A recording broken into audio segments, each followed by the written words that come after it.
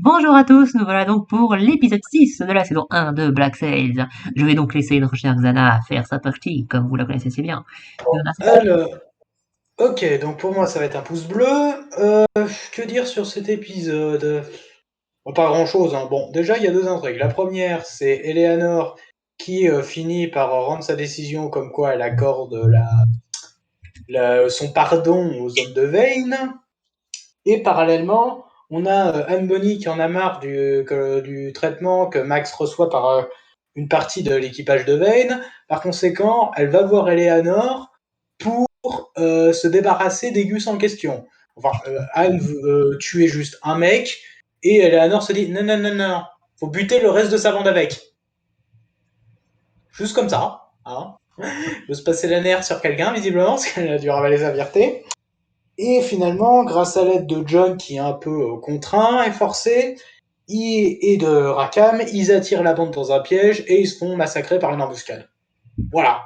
Grosso merdo, c'est l'intrigue d'Eleanor. Hein qui montre bien qu'il faut pas la faire chier, la nana là. Et du coup, on se retrouve sur le bateau de Bryson, toujours où c'est la merde. Hein. Bryson s'est enfermé dans la cale avec la poudre et les esclaves, et aussi les canons. Non, pas les canons. Et du coup, ce qui se passe, c'est qu'il y a le gros navire qui arrive, qui était en vue dans l'épisode précédent, mais là, il met bien son temps à arriver, c'est un peu chelou. Ok. Parce que quand il commence les trucs à faire les trucs, là, il fait nuit noire, le machin, il est pas arrivé. Ok. Ok, admettons, il s'est paumé en route. Et du coup, ce qui se passe, c'est que on a les esclaves qui essayent un peu de survivre de cette situation-là. Et alors que Flint essaye des différentes stratégies qui marchent pas des masses, euh, il se retrouve à recevoir un signal de ses esclaves, du coup mené par comment il s'appelle, Monsieur Scott. Et en gros, ce signal permet à Flint de savoir qu'il y a des esclaves et que ces esclaves sont prêts à leur prêter main forte le moment venu. Donc, ils vont faire une stratégie où, en gros, ils vont attaquer la coque en bois à coups de hache, pas pour la percer, mais pour faire beaucoup de bruit, pour permettre à d'autres hommes pour permettre aux esclaves de briser leur chaîne sans trop se soucier du bruit avec des outils qu'ils ont réussi à leur passer. Par conséquent, ça distrait Bryson. Et du coup, quand les. Donc, il y a un petit truc, à un moment, t'as un homme d'équipage de Bryson qui arrive, t'as Scott qui balance une de ses consoeurs, et du coup, le gars se concentre sur la femme en question, et Scott arrive derrière pour l'étrangler. Et au bout d'un moment, quand Bryson se doute d'un truc, il envoie tout son équipage à la cave, seulement pas de bol. C'est là que les esclaves leur tombent dessus, et c'est plus ou moins le pugilat, jusqu'au moment où il y a Bryson qui se prend une bastos dans l'œil, et alors qu'il se traîne sur le sol, qu'il essaie d'atteindre un dispositif qu'il a mis en place pour mettre le feu à la poudre et faire péter tout le bateau, et ben vu que les esclaves ont ouvert à l'équipage, bon bah c'est la merde, hein, c'est le massacre partout. Et la petite esclave qu'on avait vue en plus de Scott là, bon, qui a eu un peu plus de développement, qui a eu un peu plus de présence avec Scott, bah elle arrive et hop elle l'achève. Donc c'est la fin de Bryson, voilà. Et du coup, maintenant qu'ils ont le contrôle total du bateau, ils doivent récupérer les canons et ils doivent se dépêcher parce que le gros bateau en question, là, je me souviens pas de son nom à celui-là, il arrive et il commence à les canarder. Donc, c'est un peu la merde, ils doivent se barrer. Il y a un morceau du bateau de Bryson qui gêne le navire de Flint, ce qui fait que s'il se barre, il va se barrer genre à 2 nœuds, ce qui est pas ouf comme vitesse, quoi, pour se barrer.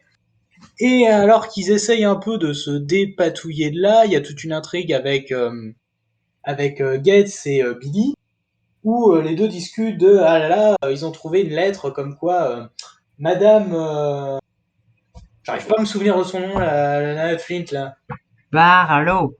Barlow, ok, Madame Barlow a envoyé une lettre, une espèce de demande de grâce au nom de Flint, parce que visiblement Flint mène son équipage, a trahi son équipage d'une quelconque manière, et dès que l'équipage s'en rendra compte, bah il va plus ou moins se faire lyncher, Flint. En fait, c'est plutôt elle qui veut lui forcer la main. Mais bon, Voilà. Un peu chelou ça. Bon, il y a un passage où il y a le prêtre qui vient revoir Madame Barlow et bon, il baise. Voilà. C'était la scène de cul, c'était la scène de cul obligée de l'épisode. Allez, tu sais, c'est dans le cahier des charges, tu sais, c'est dans la checklist. Allez, scène de cul, clac. mais il y en avait Cadeau, pas. clac. Mais il y en avait Sang, pas. clac.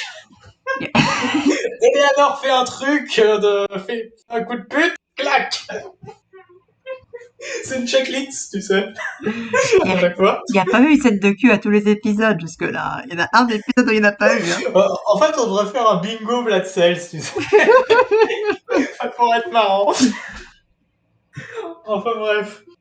Et bon, bah du coup, dans la panique, il y a Billy qui tombe à l'eau, et malheureusement, ils n'ont pas le temps d'aller le chercher, donc Billy, est-ce qu'il est mort? On sait pas, tout porte à croire que oui. Bon, après, est-ce qu'il y a des gens qui aient survécu? C'est possible. Je sais pas, hein, je sais pas ce qu'il en est pour lui, et ça s'arrête là. Ben, honnêtement, c'est un épisode qui suit, hein, c'est dans la lignée du précédent. Bon, par contre, le coup du bateau qui attaque que à la toute fin, alors qu'il était en vue à l'épisode précédent, je trouve ça un peu chelou. Mais bon, c'est peut-être moi qui ai mal compris un truc. Lana Enfin, et le navire était à peine à l'horizon à l'épisode précédent. La nuit a eu le temps de tomber et là, il les a repérés que quand il y a eu l'éclair de lumière parce que le navire de Bryson a eu une explosion. ok, d'accord. C'est vrai que j'ai du mal à me rappeler que les distances, qu'il était vachement loin quand même. Même si on le voyait, il était vachement loin. J'avais un peu oublié ça. Du coup, bah, c'est tout pour moi. Eh bah du coup, c'est à toi, Volcano. Aussi. Euh, bon, épisode un petit peu en dessous du précédent. Bon, j'avoue que les scènes assez explicites, on va dire, commencent à être un petit peu relou pour moi. Mais même si je saisis un peu le contexte dans lequel on est, mais vous avez parlé de cahier des charges, justement, mais moi je le ressens vraiment, ce côté cahier des charges. Et disons que ça va finir par devenir un peu relou pour moi. J'espère que ça va un peu se calmer avec ça. Disons que d'habitude, je peux comprendre vaguement le contexte. Cette fois-ci, je trouve qu'elle était quand même c'est assez forcé. Oui, oui, oui. Mais le reste de l'épisode est pas mal. Encore une fois, il y a des bonnes scènes d'action. Eleanor qui vire en mode je veux, comment on pourrait appeler ça? Euh, Bah, elle vire en mode Cersei Lannister, hein. Voilà. ouais, voilà quoi. Elle vire en mode je veux les buter. Et, et bah voilà, j'ai pas grand-chose à dire. Je passe au suivant. Du coup, bah, ça va être la parole à Brian en différé. Attends, c'est la Brian celle-là. Oui. Pour moi, c'est un pouce bleu. Cet épisode suit de manière complètement logique les événements de l'épisode précédent. Et on a une grosse intrigue autour de l'équipage de Flynn qui sont face à une impasse, vu que l'équipage de Bryson se sont réfugiés dans les cales. Et parallèlement, on a des arcs qui se font, c'est-à-dire par exemple, on a Bones qui fait sa petite enquête sur Madame Barlow, parce qu'il a trouvé une lettre d'elle dans la cabine de Bryson. On a aussi l'arc autour de Monsieur Scott qui se révolte, enfin, qui finit par se révolter avec les esclaves de Bryson, donc ce qui nous donne une très belle scène d'action, ce qui mène justement à la défaite de l'équipage de Bryson. Et franchement, c'est assez intéressant. Maintenant, on a aussi l'équipage, enfin pas l'équipage, mais on a le bateau allié de Bryson qui arrive, et du coup il faut s'en aller aussi. Donc du coup on a euh, la scène de la mort enfin, la disparition de Billy Bones. Alors personnellement j'y crois pas du tout. vu que je connais les événements de l'île au trésor, je suis sûr et certain qu'il n'est pas mort, donc on verra bien. Mais pour moi, cette intrigue, elle est correcte. Mais je suis plus emballé par l'intrigue autour de Eleanor, qui est pour moi très bon. En particulier, son alliance avec Anne Bonny, qui est pour moi un très bon personnage, en tout cas dans cet épisode-ci, parce que elles vont devoir s'allier pour sauver Max. Et franchement, j'aime beaucoup la tournure que ça donne. Le plan fonctionne. La manière dont ils ont inclus Silver là-dedans, je trouve ça très intéressant.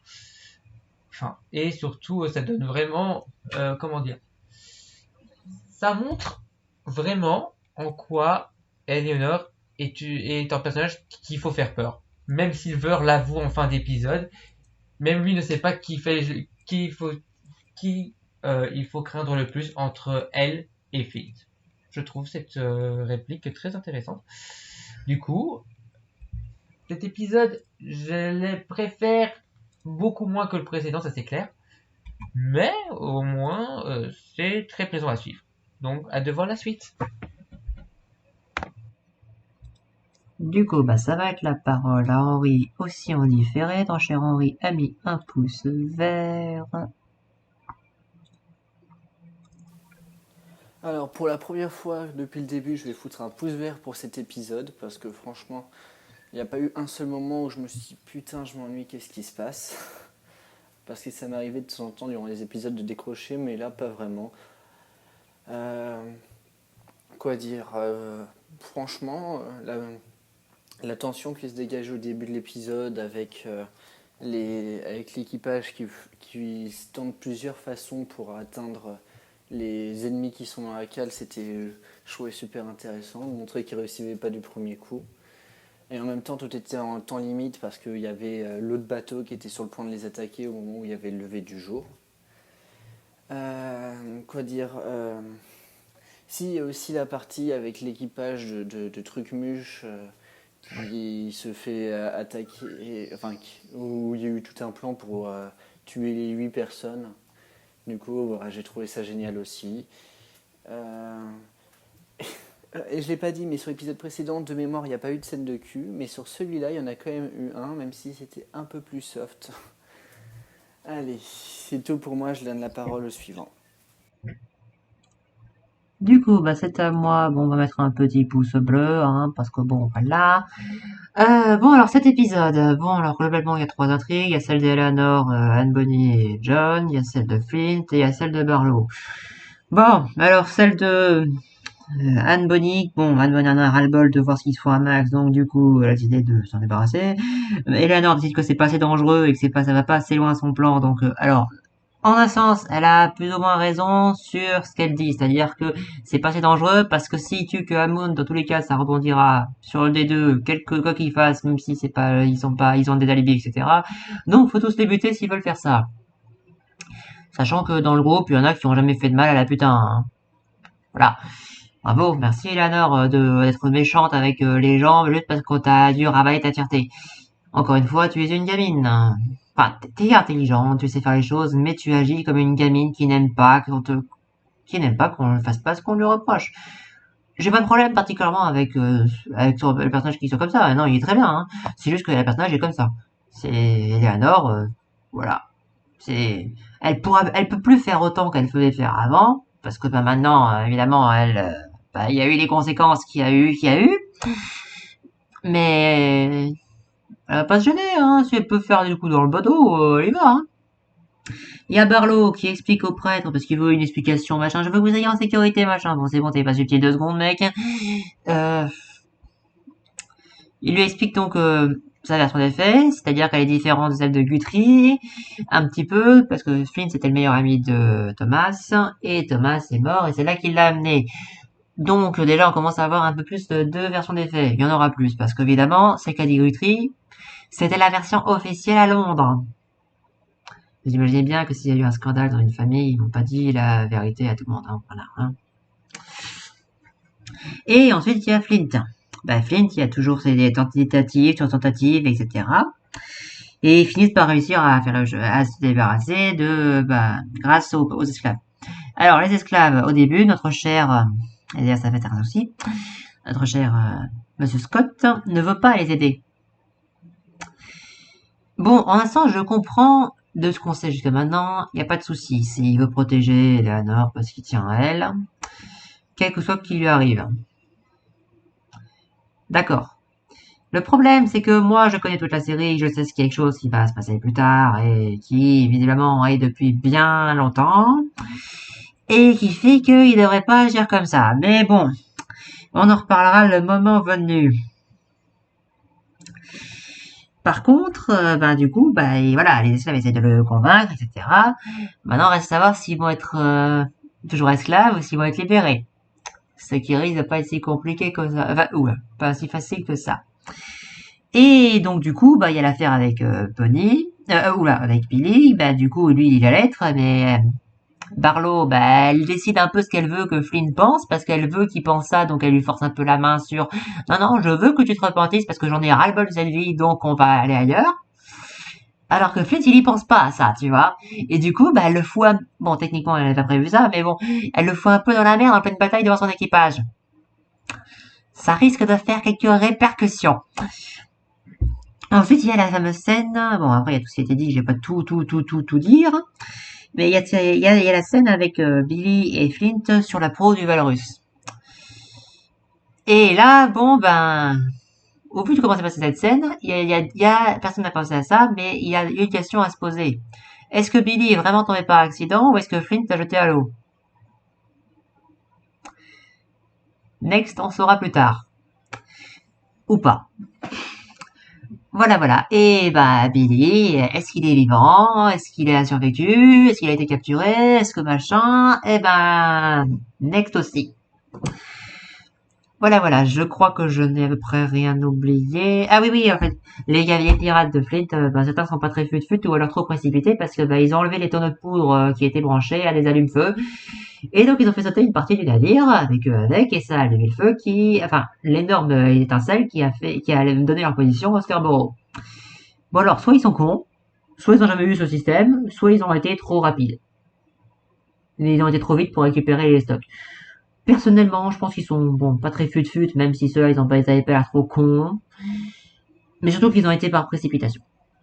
Voilà, je crois que j'ai à peu près tout dit. Je suis pas certain. Est-ce que quelqu'un voit quelque chose que j'aurais pu oublier? Non. Voilà. Non.